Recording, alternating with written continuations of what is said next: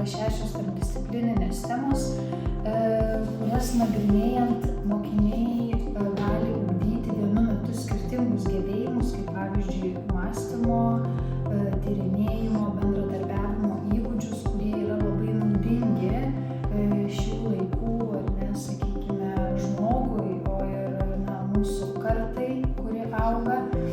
Nagrinėdami vieną iš tarpdisciplininių temų, pavyzdžiui, Where We Are, Place and Time, mokiniai gilino savo žinias, savo supratimą, kaip atrodė pasaulis prieš daugybę metų, ar ne, ir kaip atrodo dabar.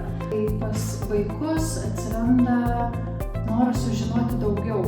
Ką aš pastebėjau savo klasėje, tai atsiranda smalsumas ir klausimai, o kaip atsirado vienas ir kitas daiktas, o kaip laikrodis atsirado, o kaip kiti daiktai, o kas sukūrė ten rašiklį, pieštuką ir taip toliau.